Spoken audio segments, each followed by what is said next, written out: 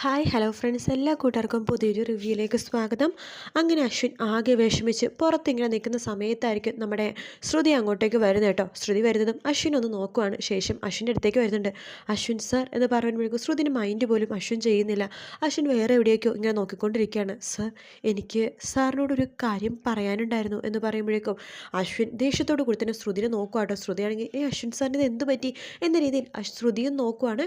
ശേഷം ദേഷ്യത്തോടു കൂടി തന്നെ അശ്വിൻ അകത്തേക്ക് കയറി പോവാണ്. ശ്രുതിക്കാകെ ആകെ അത് വിഷമമാവുന്നുണ്ട് കേട്ടോ. അതിനുശേഷം അശ്വിൻ നേരെ പോകുന്നത് തന്നെ ചേച്ചിയുടെ അടുത്തേക്കാണ്. അതിനുശേഷം അഞ്ജലിയുടെ അടുത്തിരുന്നതിന് ശേഷം നമ്മുടെ അശ്വിൻ പറയുന്നുണ്ട്, ചേച്ചി എനിക്ക് ചേച്ചിയുടെ അടുത്തൊരു കാര്യം പറയാനുണ്ട്. എന്താ കുഞ്ഞ, എന്താ നിനക്ക് പറയാനുള്ളത് ചോദിക്കുമ്പോൾ, അത് ചേച്ചി, എനിക്കിത് ചേച്ചിയുടെ പറഞ്ഞില്ലെങ്കിൽ ശരിയാവില്ല, അതുകൊണ്ടാണ് ഞാൻ പറയാൻ വേണ്ടി തീരുമാനിച്ചത്. കുഞ്ഞ, നിനക്ക് എന്ത് വേണമെങ്കിലും എന്നോട് പറയാലോടാ, നീ എന്താച്ചാ പറഞ്ഞോ കുഞ്ഞ, എന്താ പ്രശ്നം എന്താണെങ്കിലും ഞാൻ അതെന്താ ചെയ്തോളാം, നീ പറഞ്ഞോ, ഒരു കുഴപ്പമില്ല എന്നൊക്കെ പറയാണ്. ചേച്ചി, അത് ചേച്ചി ദൈവത്തെ പോലെ കാണുന്ന ചേച്ചിയുടെ ഭർത്താവില്ലേ, അയാൾ ചേച്ചിനെ ചതിക്കായിരുന്നു ചേച്ചി എന്നിങ്ങനെ പറയാണ്. പെട്ടെന്ന് തന്നെ അഞ്ജലിക്ക് തലകറക്കം വരെ വരുവാണ്. അഞ്ജലി പെട്ടെന്ന് തന്നെ തലകറങ്ങി ബെഡിലേക്ക് അങ്ങോട്ട് വീഴുവാട്ടോ. തൊട്ട് മുമ്പിൽ അശ്വിൻ ഇങ്ങനെ കാര്യങ്ങളൊക്കെ പറഞ്ഞുകൊണ്ടിരിക്കുകയാണ്. അഞ്ജലി വീണതൊന്നും അശ്വിൻ കണ്ടതേ ഇല്ല കേട്ടോ. ശേഷം അശ്വിൻ പറഞ്ഞുകൊണ്ടിരിക്കുകയാണ് ഇങ്ങനെ, അത് ശ്യാം അയാൾ ചേച്ചിനെ ചതിക്കുമായിരുന്നു, അയാളും ആ ശ്രുതിയും തമ്മിൽ വേണ്ടാത്തൊരു ബന്ധമുണ്ട് ചേച്ചി, ഇത് ഞാൻ നേരിട്ട് കണ്ടതാണ്, അവർ രണ്ടുപേരും കൂടി ചേർന്ന് നമ്മൾ ചതിക്കുമായിരുന്നു ചേച്ചി എന്നൊക്കെ അശ്വിൻ പറയാണ്. പെട്ടെന്ന് അശ്വിൻ തിരിഞ്ഞു നോക്കുമ്പോഴേക്കും ചേച്ചി ഇങ്ങനെ ബോധം കെട്ട് വീണതാണ് കാണുന്നത്. അത് കാണുന്ന അശ്വിനാകെ ഞെട്ടിപ്പോവാണ്. ചേച്ചി ചേച്ചി എന്തു പറ്റി ചേച്ചി, എഴുന്നേക്ക് ചേച്ചി എന്ന് പറഞ്ഞിട്ട് വിളിക്കുന്നുണ്ടെങ്കിലും അഞ്ജലി എഴുന്നേക്കുന്നില്ല. പെട്ടെന്ന് അവിടെ നിന്ന് കുറച്ച് വെള്ളം എടുത്തിട്ട് അഞ്ജലിയുടെ മുഖത്തേക്ക് തളിക്കുവാണ് നമ്മുടെ അശ്വിൻ. അതിനുശേഷം, ചേച്ചി എന്തു പറ്റി ചേച്ചി, ഞാൻ പറഞ്ഞത് കേട്ടിട്ടാണോ ചേച്ചി തലകറങ്ങി വീണത്, എന്താ ചേച്ചി സംഭവിച്ചത്? അറിയില്ല കുഞ്ഞ്, ഇപ്പോൾ ഇടയ്ക്കിടയ്ക്ക് ഈ തലവേദന ഉണ്ടാവുന്നുണ്ട്, നീ പറഞ്ഞതൊന്നും കേട്ടല്ല കുഞ്ഞ്, നീ അതിനെന്താ പറഞ്ഞത് എന്ന് ചോദിക്കുകയാണ്. അത് ചേച്ചി എന്ന് പറയുമ്പോഴേക്കും, നീ പറഞ്ഞോ കുഞ്ഞ്, എനിക്കിപ്പോൾ കുഴപ്പമൊന്നുമില്ല എന്നിങ്ങനെ പറയാണ്. നീ എന്താ വെച്ചാൽ പറ കുഞ്ഞ് എന്നിങ്ങനെ പറയുമ്പോഴേക്കും നമ്മുടെ ശ്യാം ഒറ്റയ്ക്കിരുന്ന് വരുന്ന ആലോചിച്ചുകൊണ്ടിരിക്കുമ്പോൾ മോഹൻ ഞങ്ങൾ അങ്ങോട്ടേക്ക് വരുന്നില്ല കേട്ടോ. മോഹനനെ ചോദിക്കണ്ടേ, എല്ലാ ശ്യാമോനെ ഇവിടെയൊന്നും അല്ലല്ലോ ചിന്ത, എന്താ ആലോചിച്ചുകൊണ്ടിരിക്കുന്നത്? അത് അത് മോഹനങ്ങൾ അഞ്ജലിനെ കണ്ടോ? ആ, അപ്പം അഞ്ജലി മോളെ കാണാത്തതിൻ്റെ വിഷമമാണോ എന്ന് ചോദിക്കുമ്പോൾ, സത്യം പറയാലോ അങ്കിൾ, അഞ്ജലിനെ കുറച്ച് നേരം കാണാതായാൽ തന്നെ എനിക്കാകെ ടെൻഷനാണ്, ഒരു വെപ്രാളം പോലെയാണ് എന്ന് ചോദിക്കുകയാണ്. എൻ്റെ ശ്യാമോനെ ഇങ്ങനെയൊക്കെ വെപ്രാളപ്പെടാവോ, ഇവിടെ ഒരു കല്യാണം നടക്കുന്ന വീടല്ലേ, അപ്പോൾ ഗസ്റ്റുകളൊക്കെ അപ്പം വരുന്നത് കൊണ്ട് അവരെയൊക്കെ വെൽക്കം ചെയ്തുകൊണ്ടിരിക്കുകയായിരിക്കും അഞ്ജലി. ഞാൻ അഞ്ജലിനെ ഇവിടെയൊക്കെ നോക്കി, ഇവിടെ ഒന്നും കാണുന്നില്ല എന്ന് ശ്യാം പറയുമ്പോൾ, ആ അഞ്ജലിയെ കുഞ്ഞിനോട് സംസാരിച്ചിരിക്കണത് കണ്ടായിരുന്നു, അവരെ എന്തിനും സംസാരിക്കുകയായിരിക്കും, മോൻ വിഷമിക്കൊന്നും വേണ്ട, അഞ്ജലി പെട്ടെന്ന് തന്നെ വരും എന്ന് പറഞ്ഞിട്ട് നമ്മുടെ മോഹൻ അങ്ങോട്ടേക്ക് പോകുവാണ്. തൃപ്പൂണിത്തറ കുറച്ച് ഫ്രണ്ട്സ് വന്നിട്ടുണ്ടെന്ന് പറഞ്ഞിട്ട് അപ്പുറത്തേക്ക് പോവാണ്. ശ്യാമാണെങ്കിൽ, ഈശ്വര, അവനെന്തെങ്കിലും പറഞ്ഞിട്ടുണ്ടാവും അഞ്ജലി അടുത്ത്? പറയാൻ ചാൻസ് ഇല്ല, ആ സത്യങ്ങൾ പറഞ്ഞാൽ അഞ്ജലിയുടെ ഹൃദയം നിന്നുപോകും, അവൾ ചത്തുപോകുമെന്ന് കുഞ്ഞിനെ നന്നായിട്ട് അറിയാം, അതുകൊണ്ട് സത്യങ്ങളൊന്നും പറയാൻ ചാൻസ് ഇല്ല. ഇനി എന്തെങ്കിലും പറഞ്ഞിട്ടുണ്ടാവോ എന്നൊക്കെ വെച്ചിട്ട് ശ്യാമാകെ ടെൻഷനാവാട്ടോ. അതിന് ശേഷമാണെന്നുണ്ടെങ്കിൽ നമ്മുടെ അഞ്ജലി വീണ്ടും വീണ്ടും ശ്യാമിനോട് അശ്വിനോട് ചോദിച്ചുകൊണ്ടിരിക്കുകയാണ്, കുഞ്ഞ് എന്താ നിനക്ക് പറയാനുള്ളത്, എന്താണെങ്കിലും നീ പറഞ്ഞോ കുഞ്ഞ എന്താന്ന് ചോദിക്കുമ്പോൾ, അത് ചേച്ചി, പിന്നെ നിനക്കെന്താ ഇത് പറയാൻ ഇത്ര മടി, എന്താ കുഞ്ഞ, എന്താ കാര്യം, എന്താ സംഭവം? അത് ചേച്ചി, അത് നമ്മുടെ എന്ന് പറയുമ്പോൾ തന്നെ നമ്മുടെ രാമേട്ടൻ അങ്ങോട്ടേക്ക് വരിക. ആ അഞ്ജലി കുഞ്ഞ്, എന്താ രാമേട്ട? അതെ, ലാബിൽ നിന്ന് 2 പേര് വന്നിട്ട് ഈ റിപ്പോർട്ട് അഞ്ജലി കുഞ്ഞെ ഏൽപ്പിക്കാൻ പറഞ്ഞായിരുന്നു. അല്ല, അഞ്ജലിക്കുഞ്ഞ് കുടിക്കാൻ എന്തെങ്കിലും വേണോ, ക്ഷീണം എന്തെങ്കിലും ഉണ്ടോ? ഒന്നുമില്ല രാമേട്ട, ഒന്നും വേണ്ട, ശരി മോളെ എന്ന് പറഞ്ഞിട്ട് നമ്മുടെ രാമേട്ട അവിടെ നിന്ന് പോവാം. ഇത് എന്ത് റിപ്പോർട്ടാണ് ചേച്ചി എന്ന് നമ്മുടെ അശ്വിൻ ചോദിക്കുമ്പോൾ, ഇത് ഞാൻ ലാബിൽ ടെസ്റ്റ് ചെയ്തതിൻ്റെ റിപ്പോർട്ടാണ്. ടെസ്റ്റോ, എന്ത് ടെസ്റ്റ് ചേച്ചിക്കാരി, എന്താ അസുഖം? നീ ടെൻഷൻ ആവേണ്ട കുഞ്ഞെ, എല്ലാ മാസവും ഡെയിലി റൂട്ടീനും പ്രോട്ടീൻ ചെക്കപ്പൊക്കെ ഞാൻ ചെയ്യാറുള്ളതല്ലേ, അതിൻ്റെ റിസൾട്ടാ അത് പറയാണ് അശ്വിൻ. അതിനുശേഷം നമ്മുടെ അഞ്ജലി ആ റിപ്പോർട്ട് തുറന്നു നോക്കുവാണ്. അഞ്ജലി റിപ്പോർട്ട് തുറന്നു നോക്കിയതിന് ശേഷം പെട്ടെന്ന് ആകെ കണ്ണ് തള്ളിയിട്ട് ആകെ അപ്സെറ്റായിട്ട് പെട്ടെന്ന് ഇങ്ങനെ നിൽക്കുവാട്ടോ. എന്താ ചേച്ചി, എന്താ പറ്റിയെന്ന് ചോദിക്കുമ്പോൾ അഞ്ജലി പെട്ടെന്ന് പൊട്ടിക്കറിയാ.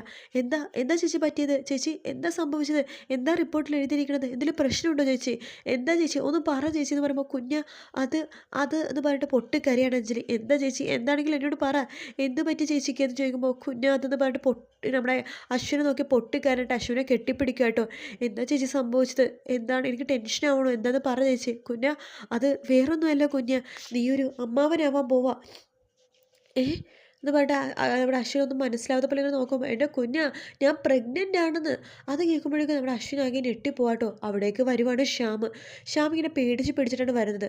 ശ്യാമിനെ കാണുന്നതും അഞ്ജലി ശ്യാമിൻ്റെ മുഖത്തേക്ക് നോക്കുവാണ്. പെട്ടെന്ന് അഞ്ജലിയുടെ മുഖമൊക്കെ ആകെ മാറുവാട്ടോ.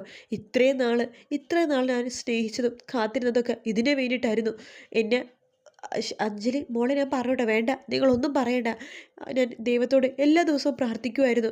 എന്നിട്ട് ഇത്ര നാൾ താമസിച്ചാണ് ഞാനിത് അറിഞ്ഞത് എന്നൊക്കെ പറയാണ്. അഞ്ജലി അത് ഞാൻ നിന്നോട് എന്ന് പറയുമ്പോൾ വേണ്ട ശ്യാമേട്ടൻ എന്നെ പറയാനൊന്ന് അനുവദിക്ക് എന്ന് പറഞ്ഞിട്ട് അഞ്ജലി ദേഷ്യപ്പെടുവാണ്. ഞാൻ എത്രയോ കാലങ്ങളായി ദൈവത്തോട് പ്രാർത്ഥിക്കണത്. എൻ്റെ പ്രാർത്ഥന ഒന്നും ദൈവം കേട്ടില്ല എന്ന് വരെ ഞാൻ വിചാരിച്ചു. പക്ഷേ ഇപ്പം മനസ്സിലായി ദൈവം എല്ലാം കാണുന്നുണ്ട്, എല്ലാം കേൾക്കുന്നുണ്ട് എന്നൊക്കെ ഇങ്ങനെ പറയാണ്.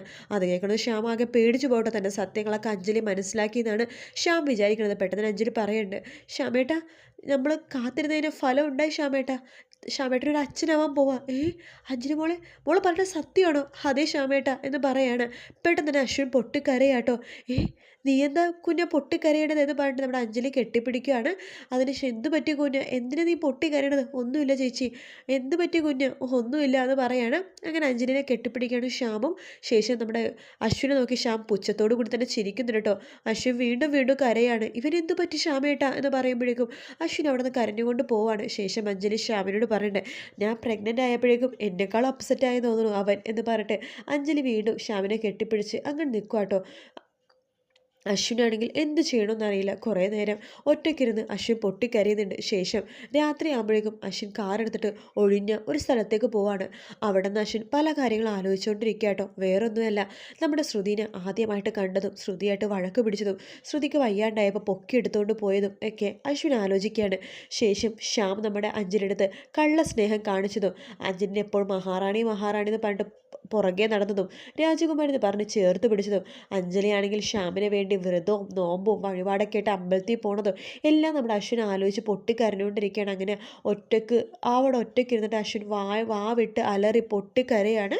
അങ്ങനെ ഒരു പാട്ടിലൂടെയാണ് ഈ ഭാഗങ്ങളൊക്കെ തന്നെ കാണിക്കണം കേട്ടോ. ശേഷം നമ്മുടെ അശ്വിൻ്റെ മനസ്സിലാക്കി ശ്രുതിയുടെ മുഖം തന്നെയായിട്ട് ഇങ്ങനെ ഓർമ്മ വരുന്നത്. ശ്രുതി തന്നെ ചതിച്ചല്ലോ എന്ന് ആലോചിച്ചിട്ട് അശ്വിനാണെങ്കിൽ ശ്രുതി ശ്യാമും കൂടി ഇന്നലെ കെട്ടിപ്പിടിച്ച് നിന്ന രംഗവും ആലോചിക്കുന്നുണ്ട്. അതിനുശേഷം അശ്വിൻ തന്നെത്താനെ തൻ്റെ മുഖത്തിങ്ങനെ അടിക്കുവാണ്.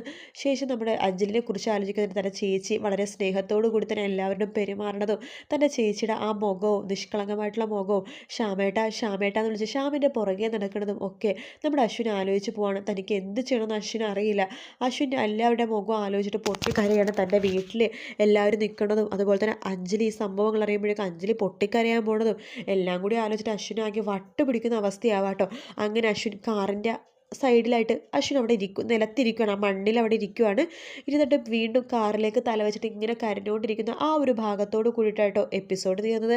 ഇന്നത്തെ എപ്പിസോഡിൻ്റെ ലാസ്റ്റത്തെ ആ ഒരു 7 മിനിറ്റോളം കാണിച്ചത് ഇപ്പോൾ ഞാൻ പറഞ്ഞ ഭാഗങ്ങളൊക്കെ ഒത്ത് കാണിച്ചിട്ട് ഒരു പാട്ടിലൂടെയാണ് ഈ ഭാഗങ്ങളൊക്കെ കാണിക്കുന്നത്.